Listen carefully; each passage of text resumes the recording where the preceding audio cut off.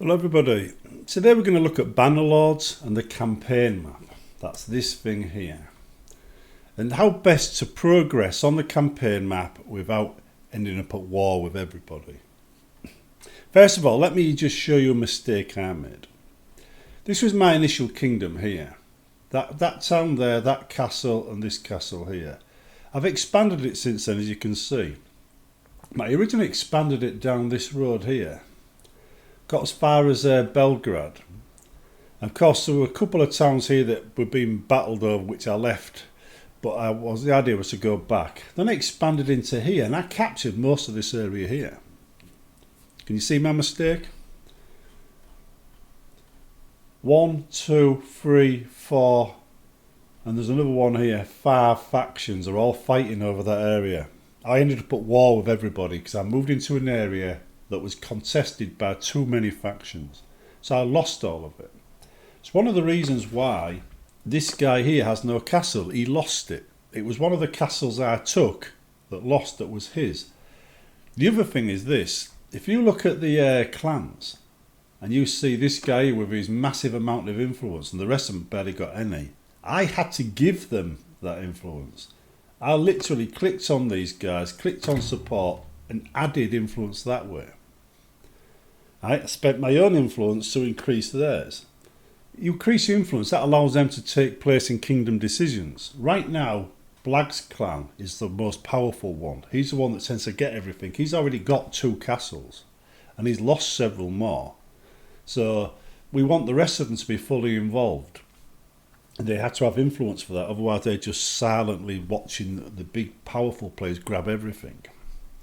So now this guy is the one we need to give a castle to eventually. But anyway, once we got our factions happy, or our clans happy, we start expanding, we're good to go. But we definitely need to keep an eye on that. We definitely need to make sure they can take part in kingdom decisions. We need to make sure we don't go into a trap like this and end up at war with 4 or 5 factions. That's the mistake a lot of people make. I've had a period of peace now, because the guy I annoyed the most is this one, the Surges, and he's miles away from me. In fact, this is an isolated settlement of mine in the middle of nowhere now, because I've lost all these and I didn't capture them. So that's an acceptable loss. I could lose that and I'd be happy, it'd be fine, right? I'm expanding now in an area which is far less dangerous for me, and that's this area here. Now, if we start from Terra, which is my original kingdom, you can see I've captured this from the Khazaits. I've captured this area from the Khazaits. If I go to there, capture Tepiz and Ottogard, then this area will be mine. And if I capture Mekdeb and Saratos Castle, then this area will be mine. I could also capture these areas here, make that area mine, but that would bring me into contact with 1, 2, 3. Maybe 4 factions. Right, so this is partly a hotbed. That's something you want to do last, once you've got, a large enough force. But going south here isn't much better. Once you get past Ottogard, you've got these guys, and where's the other one? There's one missing. Well, basically you've got 3 factions attacking you. One of them, though, is weakened as you move forward, and the other one will always attack you anyway, so. But anyhow, looking at the map and what we're doing here, this particular area here should be my next target, along with that castle. But if we go to diplomacy and we look at the relative strengths, they're quite a powerful side right now. I mean, I believe these are a lot more powerful, yeah? And I paid a lot of tribute to them. But these ones here are also getting a fair bit of tribute from me. As for the rest, I'm not too bothered about, right? I mean, I could probably take them on and win. Since this particular faction here is the one I'm after, because even though it's more powerful, if I attack at the right time, I could take his castles easily. All I have to do is wait for a war. Now he's so powerful, all the others will want to attack him to take his castles, or he will attack somebody else to take his castles because he's being quite aggressive. So we wait for him to start a war with somebody, give it a little bit of time, then immediately go for his castle there and his city there. We can make peace at that point, objective achieved. If we don't, we go for these two next.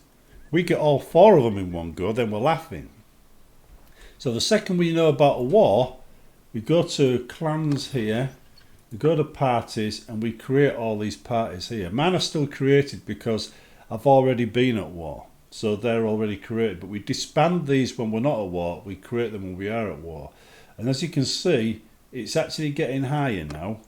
I mean, the current wages is high. I could probably increase that a little bit, you know, to make it possible for him to build a big enough army. I don't want that to be unlimited.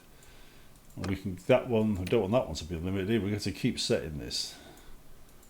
And this guy here, right? So it's about 600 each. So we've already got some quite strong parties who are running around with us. These are all my lords, and these are my members, and they're my parties. So I've got a lot of lords, a lot of castles and stuff now for my small kingdom. I'm expanding it rapidly. I can take on a large army. I can defeat just one of these large armies in the field. But it'd be much better to let somebody else take on that large army, and for me to just take advantage of his weakness, if you know what I mean. Now, if his weakness is the fact he's expanded everywhere. He's in contact with 1, 2, 3, 4, probably 5 factions. So he's going to get attacked. He will lose these. He will. If somebody else doesn't take them, I probably will, just to keep them away from my core areas here. And remember what I said in various videos. The best way of defeating a large army is by entering a castle during a siege and defending it. Then you can grind them down in the castle. Obviously there's no way out if you lose, but if you do it right, then you'll be able to turn your relative numbers into an advantage. Of course, if you enter a castle, then you go with a much larger force. He will attack once and then leave. So you do it with a smaller force, so he stays around and he keeps attacking. Now I'm kind of hoping that he will attack any of the others, and I'm looking out here for signs of war with him. Like for instance, down here, right, if I can find it, there's a sign of war there. So I really need to head over there and just see what's going on. But chances are it's these two fighting. But if it's the blues, if it's these guys fighting, then that's a sign it's time for me to attack. Because if he's expanding over that way, then he's at war with the blues, which I think is the Empire, is it? Yeah, Southern Empire, right? Then it's time for me to take on him down here, which is how I got most of these. I've only just declared peace with him, to be honest. So this whole area here is key. Also, if we look at the towns as well, right, I've just moved point over there, prosperity there. Now, if you notice, loyalty is at 0.2, so it's still negative. I really need to be getting in there and converting things and making them loyal to me. But that town is fully upgraded, so I don't need to worry about upgrading it. So I can just leave it on festivals and generate free loyalty until it stabilises. This one down here is mine. It isn't fully upgraded, right? So I do need to spend some money upgrading that and getting the money and getting the things done. I mean, it's because I conquered it early. I didn't have the money all the time to do it, and the loyalty was something I was fighting the whole time. So I had to keep switching between building and increasing loyalty, building and increasing loyalty in order to stop it revolting. A lot of these castles have, towns have the same problem. When I capture these two, I'll have the same problem again. Over time, they stabilise, but it does take time. That's how you stabilise your army, stabilise your empire, is by fiddling between the various loyalty tricks. I mean, I've taken most of the policies that help with loyalty, which is important, right? But it is difficult. There's no doubt about it. If you look at the loyalty there, 95, own culture -3. So it's a -3, normally, and I'm getting +3 from that, so it's cancelled it out. And that's what we have to do. We can't upgrade these anymore, so this is down to all of this. I mean, we can increase town's growth and everything if we want to take a hit. That is +1 growth to villages, prosperity, +3 increase militia. So if we wanted to increase village growth, we just do that one. Right, now that'll be -3 for a bit, but villages around the outside will grow and become more prosperous, which also increases loyalty eventually, indirectly. You know, all these perks that we give to towns and stuff will eventually, help. So yeah. Plus, if you do the militia, for the towns and stuff, then you do end up in a situation where each little village is quite strong, and anybody trying to raid it might not win. So that's what we do. But anyway, that is roughly it. You've just got to be really careful to avoid falling into a trap where you're capturing castles in an area that's highly contested like that, and stick to areas where you're limited to just one enemy if you can, whilst your kingdom grows. And my kingdom is growing. A few lightning strikes here and there have hurt me quite a lot. And if I take these out, these hideouts, then I'll be able to get better troops from these villages, when I go into it. So taking that out now would increase my recruitment rate from all of these and increase the quality of troops I can get from all of these. So they're worth taking out. So's that one, especially in the areas you're conquering. So these two here are prime targets during peacetime. After that, I'm good to go.